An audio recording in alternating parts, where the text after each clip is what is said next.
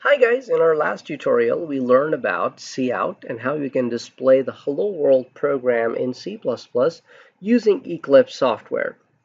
Prior to that I gave you another video where you learned how to download and set up the Eclipse environment and utilize C++ programming language, and this is without using Visual Studio. Of course, if you have Visual Studio you can certainly download Visual Studio and then make sure that you also download C++ programming language with it so that you start using that. Anyway, today our main concentration will going to be how to use variables in C++. First of all, what is a variable and why do we need one?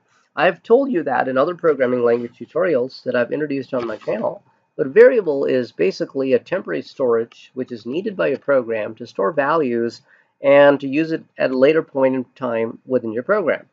So this particular storage needs some kind of a name by which that storage can be called. That name is called identifier.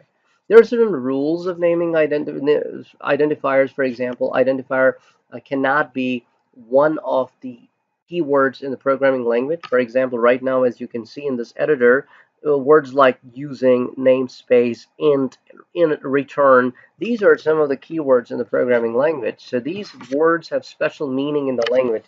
So variables cannot be named after keywords. Variable names cannot have spaces in them. Variable names cannot start with a number. You cannot use any special character other than underscore in naming the variables. And of course, when you are declaring a variable, the computer needs to know how much storage you're going to need. In order to tell computer how much storage you're going to need, every variable must be given a data type, which pretty much tells what kind of data it will going to hold.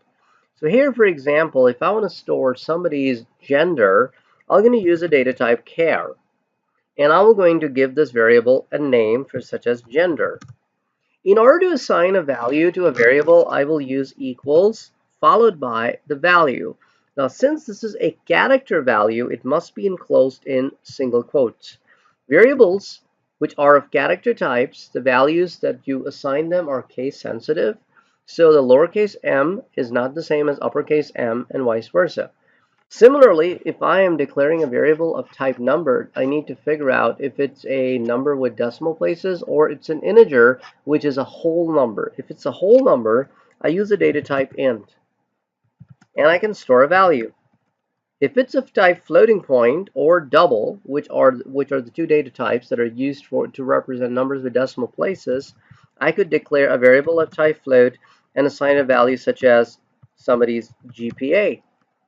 And as you've noticed in all three statements, I ended each statement with a semicolon, which is equivalent of English period, such as this is the completion of an instruction or a statement. Now that I have declared three different variables, one of type character, one of type integer, one of type float, you will notice that each of the variable has a name written in an English language, and there is no space in the name of a variable. Also, I have lowercase. That's a writing convention in this programming language.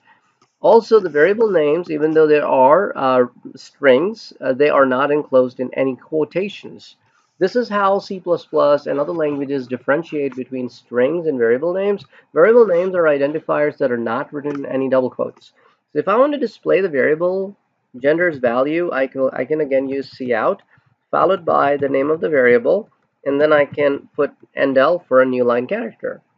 Now, if I run this program, all I'm going to see in the output of this program after it completes its execution is the value of gender, which is just M, which is not very helpful when it comes to programming languages because an output must have some kind of useful information with it so that the person who's looking at the output will know exactly what this output is all about. So I must write some useful message with it.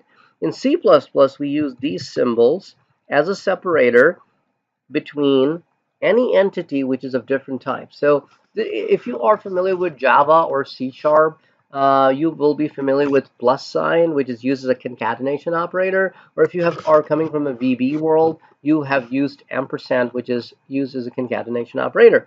Here, we use this symbol as a concatenation operator between any two entities which are of different types or different variables. So here I can put my output string gender is, and then I can display the gender's value. So now let me run it again, and you'll notice that the gender is followed by the M as an output. Now if you notice, gender was not written in any quotes because that is the name of the variable. I will repeat the same process for the other variables. One is of type integer, which is age is age, and notice I'm using the same syntax all the way through, and GPA is GPA. And when I run this program, you'll be able to see the output. And as you can see, that endl, we're going to push each output on the new line. So that's how you declare a variable in C++, assign it a value, and display its output. In the next set of tutorials, we're going to learn a little bit more about how to use variables. But for this tutorial, that's all. Thank you. Have a great day.